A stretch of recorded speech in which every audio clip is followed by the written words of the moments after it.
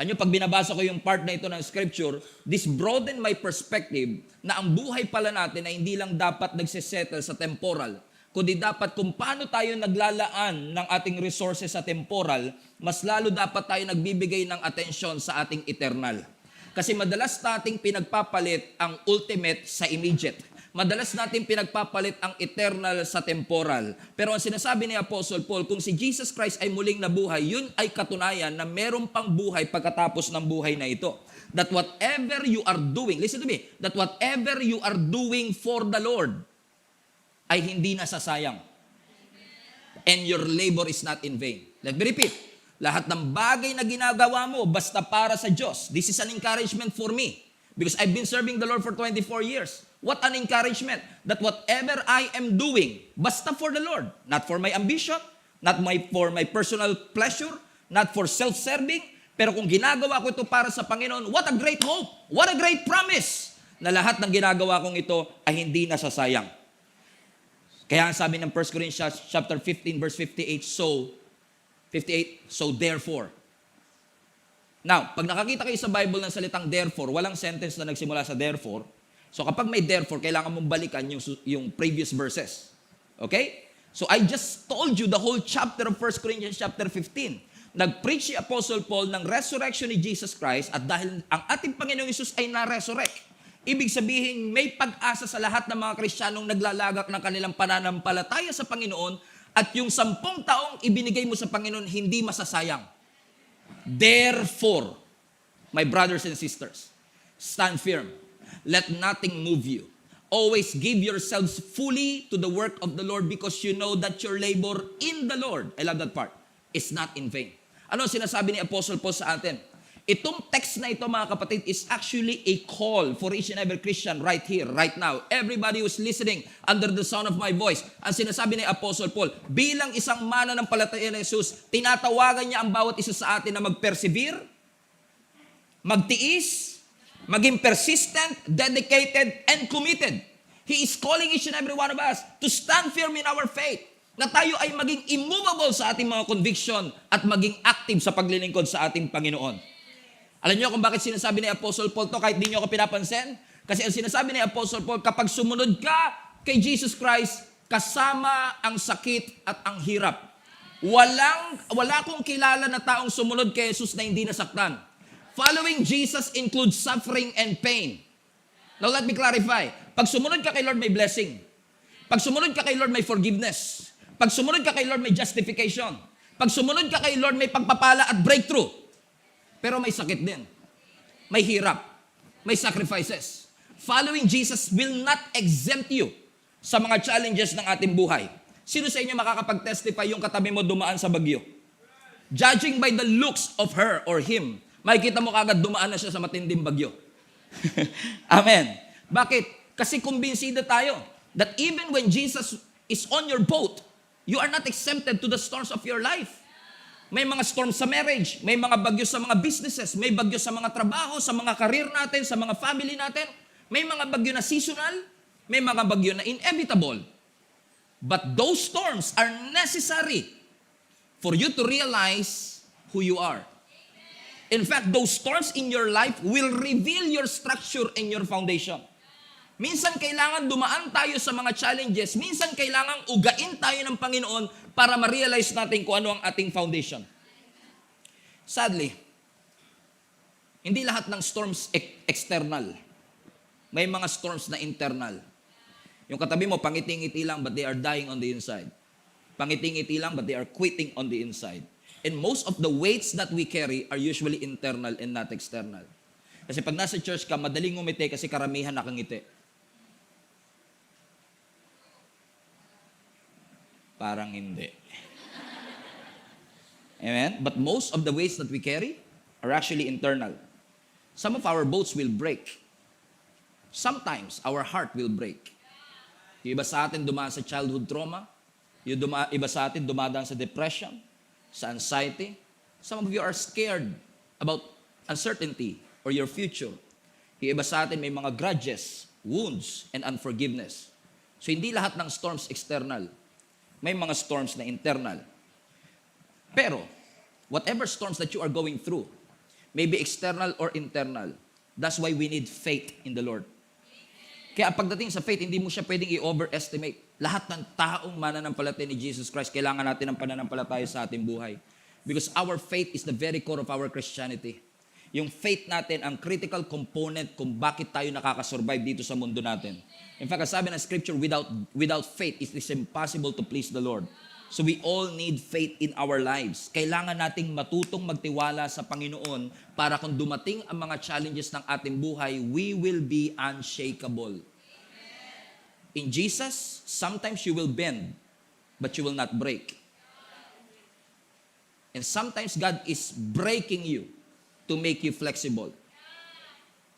He's allowing the shakings in your life, hindi para pabagsakin ka, hindi para punitin ka, hindi para wasakin ka. He's developing you to be stronger as long as you keep on trusting the Lord. Ano ang sabi ng Psalms 125 verse 1? Those who trust in the Lord are like Mount Zion, which cannot be shaken, but endures forever. What an amazing analogy.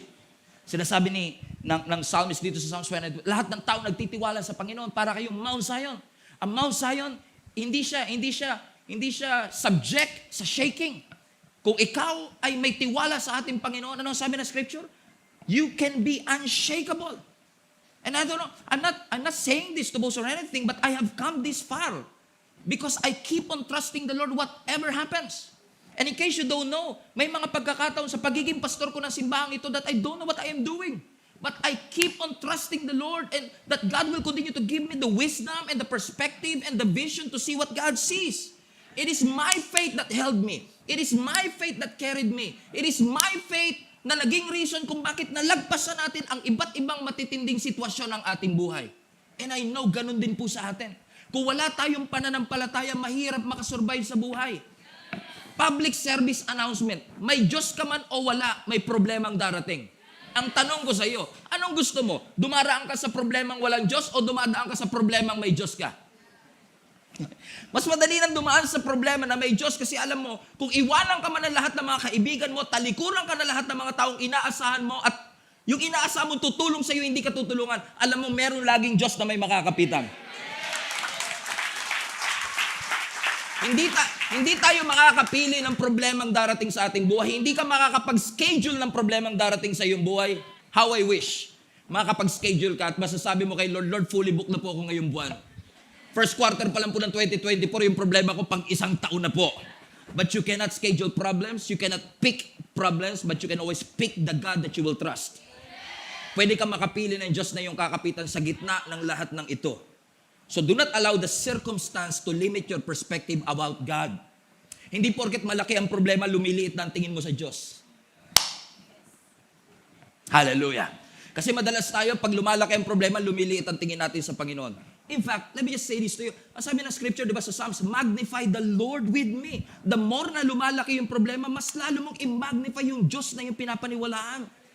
Kung walang-wala ka, i-magnify mo yung Diyos bilang provider. If you feel unsafe, i-magnify mo yung Diyos na protector and deliverer.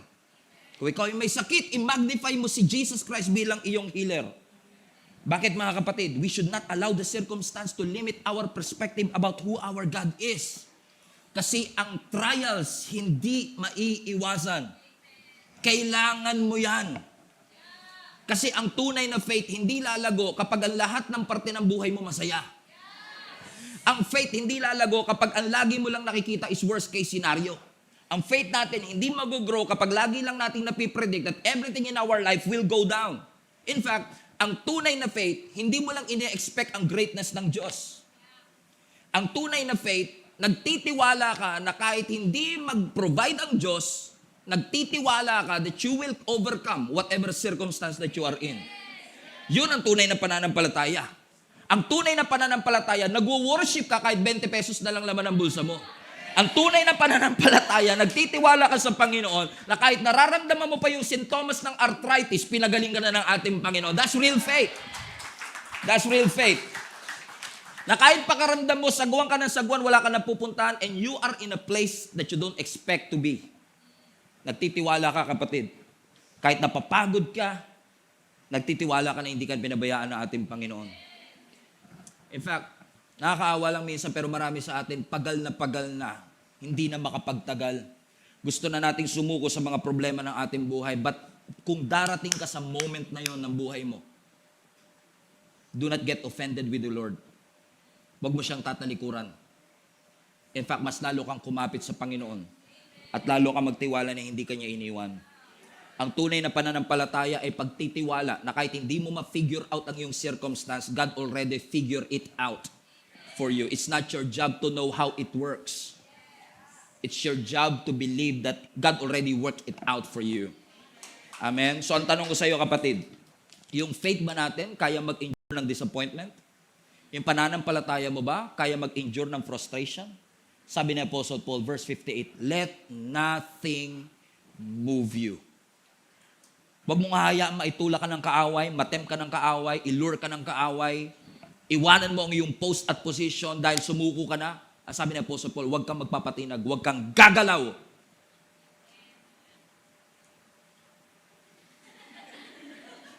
Let nothing move you.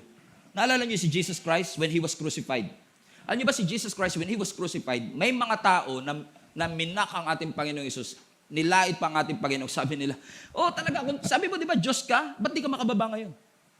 Tignan niyo yung verse. Ang sabi ng Mark chapter 15 verse 29. The people passing by, they shouted abuse to Jesus Christ, shaking their heads in mockery. Ano sabi niya? Look at you now. Sabi nila kay Jesus, tingnan mo, nakapako ka ngayon. Oh. Di ba sabi mo, you are going to destroy the temple and rebuild it in 3 days? Well then, save yourself. Come down from the cross. Look at this. Iniimbitahan nila si Jesus na nakapako. Ang sabi nila, kung talagang tunay kang Diyos, bumaba ka nga. Hawakan mo nga tenga. Diba? Bumaba ka nga. Now, kung si Jesus, ang kanya lang finifeed yung kanyang ego, para patunayan lang yung kanyang power, pwedeng bumaba si Jesus, sabi niya, eto, ano kayo ngayon?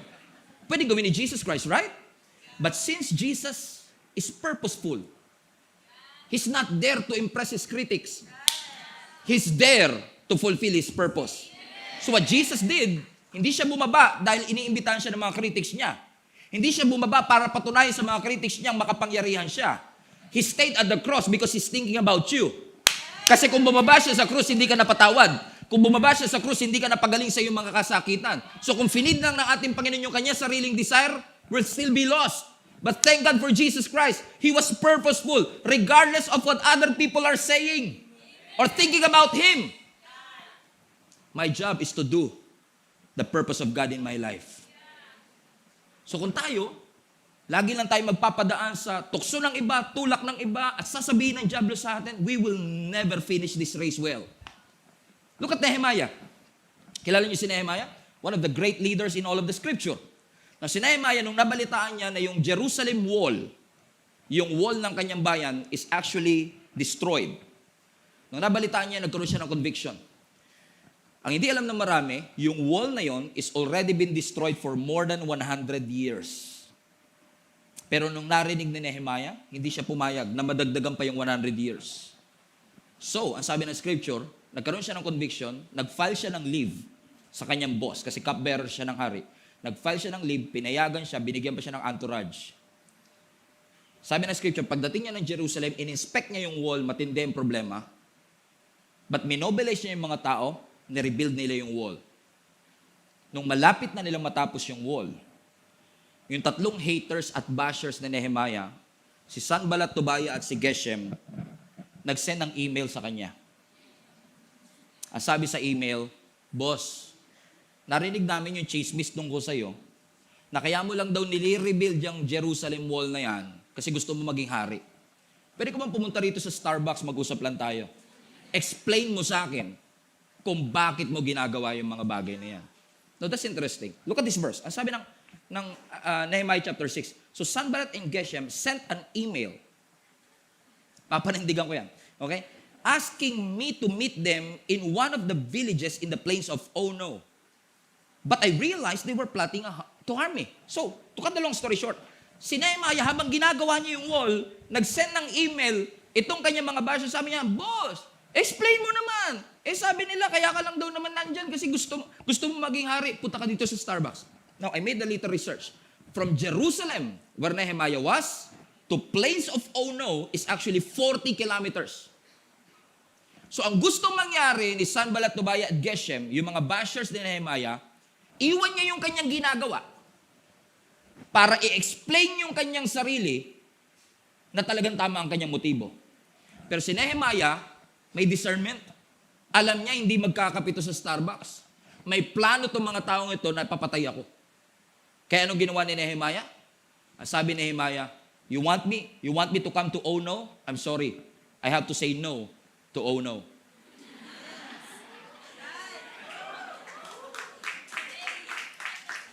But how? How did he say it? Sabi ng verse 3, Nehemiah 6:3. So I replied sa email, sending this message to them. Ano sabi niya? I'm engaged in a great work, so I could not come. He's purposeful. Hindi ko iiwanan tong post ko. I will not let anybody move me. Why should I stop working to come and meet you? Amen. Amen? Kung ngayon to nangyari, viral to eh. What a reply. Ano sinasabi ni Nehemiah? Masyadong maganda at masyadong importante ang pinapagawa ng Diyos sa akin para lang iwanan ko at linisin ko ang aking reputasyon. Eh di isipin nyo na yung gusto nyong isipin sa akin. I don't care. Ang pinakamatimbang sa akin, yung purpose ng Lord. So I'm here to stay. Ano mga kapatid, in order for us to do what Nehemiah did and for us to do what Jesus did, it takes a lot of foundation para mapanindigan natin yung kinumit natin sa Panginoon. Sinabi na, Lord, sa 2024, maglilingkod na talaga ako sa iyo. Lord, sa 2024, never na talaga ako absent sa church. Sa 2024, araw-araw na talaga ako magbabasa ng Bible. Sa 2024, araw na talaga ako mananalangin. Tapos sabi ni Satan, talaga? Explain mo nga itong nakita ko sa Facebook. Because Satan will try his best para pabagsakin ka, para dayain ka. Pero can you say what Nehemiah said? Sabihin natin, I'm engaged in a great work so I could not come. Anong sinasabi ni Nehemiah? I will never waste my time doing something that is not connected to my purpose. Kung hindi yan connected sa purpose ko, hindi ko yan pag-aaksayahan ng panahon. Bakit? Matindi ang kanyang root system. Matindi ang kanyang foundation. And how I wish all of us will have this deep, concrete foundation. Hindi ako engineer, di rin po ako architect. Pero isa sa mga susi ng matayog na building, great foundation. Right? Usually, nakikita lang natin sa bahay yung pintura, yung semento, pero hindi natin nakikita yung bakal na nasa loob ng semento. Yun yung nagpapatibay, nagbibigay ng structure sa mga building. Para pag dumating yung bagyo, hindi babagsak. Para pag dumating yung lindol, kahit kasing lakas pa ng lindol sa Taiwan, hindi babagsak yung bahay. So, ibig sabihin, talagang kahit anong mangyari, darating ang lindol. Kahit anong mangyari, darating ang storm. Ang tanong, kamusta bahay mo? Kamusta bakal sa bahay mo? Kamusta ang foundation ng iyong buhay? Kaya paulit-ulit sinasabi ni Jesus, kung magsisettle ka sa temporal things, masyadong mababaw yung foundation mo. Pag dumating ang bagyo, ay, magkukwit ka agad. May nakita na ba kayong puno na nung nakabalita siyang may bagyo, naglipat ng lugar? Brad, may bagyo daw dito, lipat tayo sa Kainta. Walang ganun, Brad. Pero dahil yung puno, rooted siya, kahit anong bagyo, he will remain standing. He will be unshakable. Amen? Bakit? Kasi rooted siya. Kaya lagi natin sinasabi, build your life in Jesus Christ. Kung magsisimula ka rin na naman ng buhay mo, kung magsisimula kayo ng marriage life, i-build nyo na kay Jesus yan. Kung magsisimula ka ng negosyo, simulan mo na kay Jesus yan. Kung magsisimula ka ng pamilya, kay Jesus mo, si Jesus ang gawin mong foundation. Kasi pag hindi si Jesus, shaky ang iyong foundation. Amen? At kung gaano mo kataas gustong marating, kung gaano kataas ang pangarap mo, kailangan ganoon din kalalim ang foundation mo sa Diyos. Amen? Alam niyo ang puno, yung normal na puno, it grows two ways. They are not just growing upwards. While they are growing upwards, they are growing downwards. In fact, kung magiging technical tayo, they are growing upwards, downwards, and sideward. Ganyan ang puno, no? But for the sake of this illustration, habang umaakyat siya, dapat lumalalim siya. Pero watch this. Pero para lumalim yung ugat niya, he has to push through yung soil. May hindrance eh. So, ibig sabihin, you cannot go up if you are unwilling to push down. Kung hindi ka willing na maging intentional na anumang balakin sa iyong buhay, susuungin mo, hindi talaga mag-grow down. Do you want to grow up? You have to grow down. Kung gusto mong umangat, maging skyscraper at magawa ang pinapagawa ng Panginoon, you have to grow down. Kasi sa totoo lang mga kapatid, I don't know, siguro iba sa inyo masyado pang bata, hindi pa kayo dumaan sa matitinding problema. Pero kung kasing edad ko kayo, mga 25, kung kasing edad ko kayo, minsan na lang naman yan, okay? Pero kung kasi if you live in this world long enough, you will realize that this life will put you in hard places na minsan kukwestiyonin mo kung talagang mabuti ba ang Diyos. Na minsan makukwestiyon mo yung faithfulness ng Panginoon. It doesn't matter kung gaano kalaki ang Bible mo, gaano kalaki ang krus na kwintas mo, anong position mo sa simbahan, life will put you into places that sometimes you will question, mabuti ba talaga ang Panginoon? Kailangan natin maging honest, sa totoo lang, nasa simbahan na rin lang naman tayo. Maging honest tayo sa katotohanan na hindi po marami sa atin dumating sa pagkakataong tinanong mo ang Diyos, buhay ka ba talaga? Kailan ba matatapos ito? May plano ka bang tapusin ang mga pagsubok sa aking buhay? Bakit mo, Lord, inalaw na mangyari ito sa aking buhay? Are you going to take care of this? If you are God and you are good, why you let these things happen into my life? Ito exactly ang dilemma nila Apostle Paul. Ginawa naman namin ng tama. Pero bakit we are persecuted left and right? At yung persecution nila, hindi yung Christian ka, praise the Lord, praise the Lord. Hindi ganun ang persecution ni Apostle Paul. Ang persecution ni Apostle Paul, life and death situation. Kasi sinasabi ni Apostle Paul, we'll be persecuted left and right. Pero bakit nangyayari ito sa aming buhay? Na yung ibang mga kasama ni Apostle Paul sinabi, is it worth it? Worth it bang ibigay natin yung buhay natin sa Panginoon? Binigay na nga natin, inusig pa tayo. Balik na lang tayo sa luma natin buhay. Balik na lang tayo. Nagpatinag sila. Bumalik sila. Hindi nila tiniis. Kasi hindi tama yung kanilang foundation. Alam mo, siguro hindi aksidente na kapag sinabi ni Jesus Christ na, pag sinabi ni Lord sa ating, build your life in me, hindi siguro aksidenteng si Jesus Carpentero, no? He's a builder. Nasabi niya, upon this rock, I will build because God is a builder. Now, if you want to put your faith in Jesus Christ, binigyan niya rin tayo ng tools. Sabi ng Lord, build your life on me. Ito ang martilyo, ito ang 3 pako, ito yung 2 beam. You want your life to be better? Use the hammer, 3 nails, 2 beams. Yung iba sa inyo, mga alas 5 bang magigets. So for the sake of you, sabi ni Jesus Christ, build your life in me.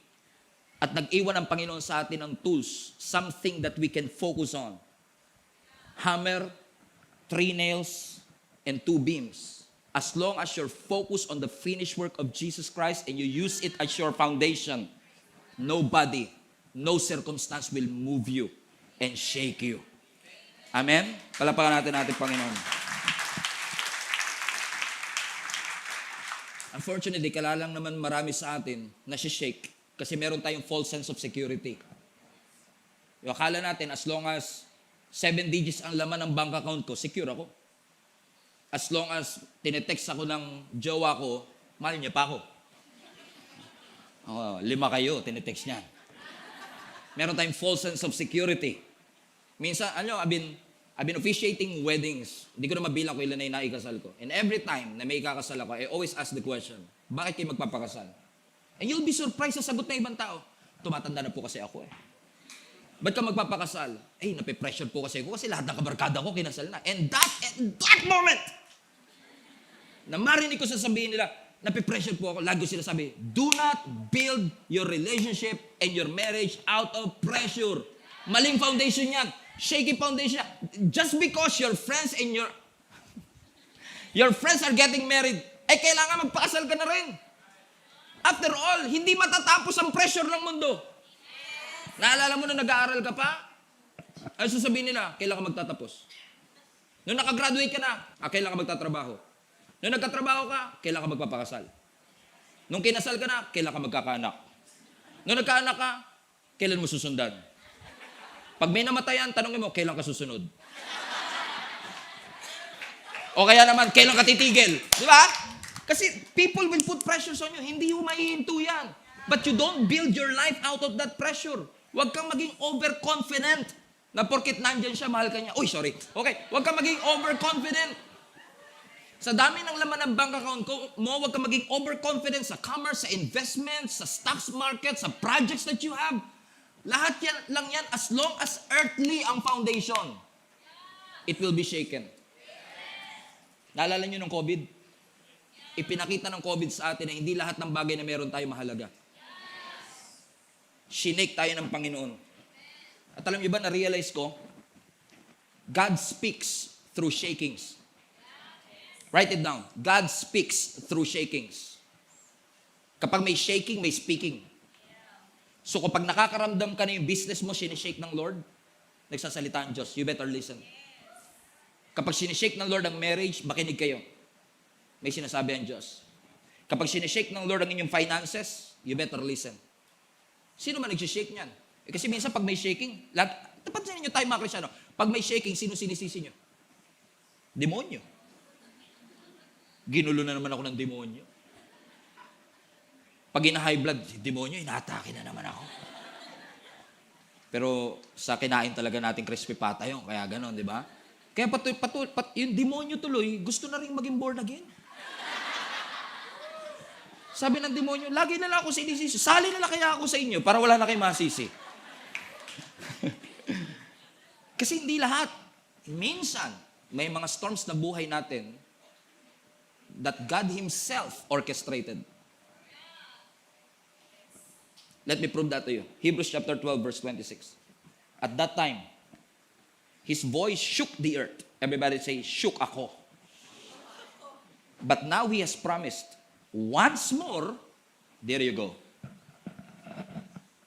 So may shaking na nangyari, uulitin ko ulit. Once more, highlight this part.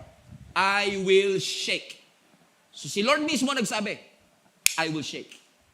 So sometimes God orchestrated shakings in our lives. Hindi para bumagsak ka, but to make you unshakable.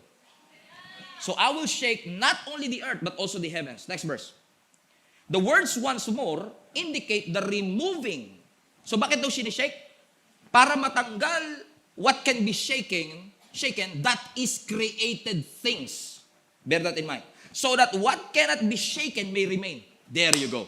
Kaya pala sinishake, sabi ng Panginoon, para yung created things mawala. So ang matitira pag shinake, yung eternal. So kaya may shaking, kasi masyado ka ng confident at dependent sa earthly things, isi-shake ng Lord. Kaya magugulat yung iba sa inyo, 25 years ka na sa trabaho, confident ka na dyan ka na magre-retire. And then nakatanggap ka ng email, kasama ka sa tatanggalin. Masama ng loob mo. Lord, paano nangyari to? Yung katabi ko sa cubicle, late lagi. Facebook ng Facebook. Tapos ako, napagpuntong-tung ko pa lang sa cubicle ko, wala na po akong inatupag kundi magtrabaho. Ako pa yung natanggal. Because sometimes God will shake the eternal things, the created things. Ano daw sabi ng scripture? Para yung bagay na hindi dapat ma-shake, yun ang mag-remain. Verse 28, therefore, since we are receiving a kingdom that cannot be shaken, let us be thankful and worship God acceptedly with reverence and in awe. Pinapaalala lang ni Lord sa inyo.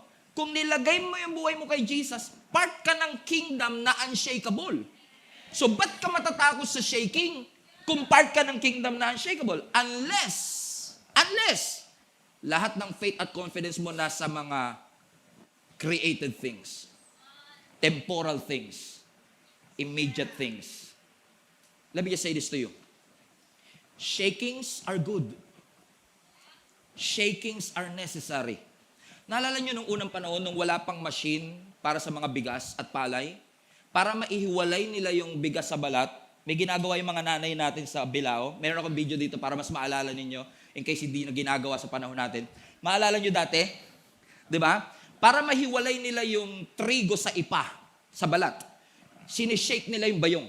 Ano ang purpose? Kasi hindi lahat ng nasa bilao makakain. So para lumabas yung hindi makakain sa nakakain, kailangan ko siya i-shake. Para mahiwalay yung temporal sa yung temporal sa eternal, kailangan i-shake. So huwag ka matatakot sa shaking kung alam mo that you are building your life in eternal things. Bakit? It's for your own good. So kapag may shaking sa buhay natin, sineseparate niya what is eternal and what is temporal, and sometimes, once in a while, iaalaw talaga ng Lord ang shakings para i-reveal what really matters to you. Iaalaw ng Lord na mayugyug ka para i-reveal sa atin na you are part of the unshakable kingdom. So if you feel like your life is being shaken, kung pakiramdam mo, you're about to lose your mind, kung pakiramdam mo dahil sa matitinding problema, it's not supposed to happen in your life, kapag may shaking, ask yourself, Lord, ano ang sinasabi mo sa akin? Speak to me, Lord. We were shaken to make us unshakable. There will be challenges, there will be shakings, pero yung challenges na yan, inaalaw ng Panginoon para ma-separate ang eternal sa temporal. Yung taong nakatayo sa harapan ninyo ngayon, dumaan sa maraming shakings. At kung hindi maklaro ang pagtawag ng Lord sa akin, kung hindi clear ang conviction ng Lord sa aking buhay, matagal na po ako nag-quit. But I never stop preaching the Word of God. Kahit walang nakikinig, walang nakaka-appreciate, I keep on preaching it because God called me to do it. So kapag sinake ang buhay natin, huwag kayong magtampo sa Diyos. Lord, ba't mo sinake? Para sa iyo yun. In fact, I've seen an illustration about shakings na gusto ko i-share sa inyo before I end this. Tawagin ko lang si MJ, one of our volunteers. Naganap talaga ako ng mga dedicated volunteer to help me out in this illustration. Palapakan naman natin, give it up for MJ. Sa mga ministry na? What's next? Sa What's Next ministry. Yun yung tumutulong sa inyo to know what's next. So, si MJ is one of our volunteers. So, pili ka na. Tubig or, this is actually Coke. Tubig or Coke? Coke. Kasi hindi ako nagko-Coke. Tubig and Coke. So, ang ano lang natin, ang condition ko lang sa'yo, lahat ng gagawin ko, gagawin mo dapat. So, kung paano ko siya ginawa, kailangan ganun din ang gagawin mo. Comprende? Okay. Watch. Coke.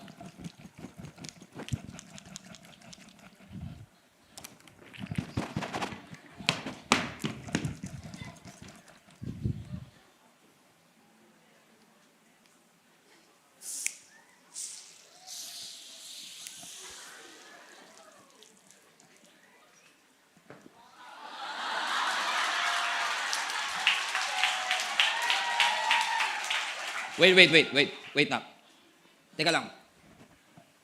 Pareho naman tayo inuga ah. Ba't yung sa'yo sumabog? Yung akin hindi. So walang mali sa shaking. Ang mali, yung nasa loob ng puso natin. Na inilalabas ng Diyos kapag may shaking. So kapag sinake ka ng Lord, huwag mo sisihin yung shaking. Kasi ito, sinake din naman eh. Pero ba't walang lumabas? Kasi tama ang puso eh. As long as tama ang puso natin, wala tayong dapat ikatakot sa shaking. Kasi ang mga shaking ng buhay, ginagawa ng Lord dyan para ilabas yung mga bagay na hindi dapat nandyan. Inaalaw ng Diyos na ma-shake ang buhay natin for us to realize what really matters in your life. Amen? So huwag kang matakot sa Panginoon. Sabihin mo nga, sige Lord, bahala ka na. Kung ito ang inaalaw mo mangyari sa akin, bring it on Lord. As long as my heart is pure, I have nothing to fear. Give it up for MJ, mga kapatid. Palapakan natin ang Panginoon. Shaking reveals who you are. Ipinapakita lang ng shakings, mga kapatid, kung sino tayo sa ating mga buhay. Because sa totoo lang, you don't know who you really are until you experience some shakings in your life. So just like the early church, ano ginawa nila? Sabi ng scripture sa 2 Corinthians chapter 4, verse 16. Read, everybody. So we are not giving up. How could we? Even though on the outside, it often looked It's like things are falling apart on us. On the inside, where God is making a new life. Not a day goes by without His unfolding grace. These are hard times. These hard times are small potatoes compared to the coming good times, the lavish celebration prepared to us by our God. Sinasabi nila, Apostle Paul, di kami mag-give up. Ba't kami mag-give up? Even though on the outside, things are falling apart, we know that from the inside, God is making a new life.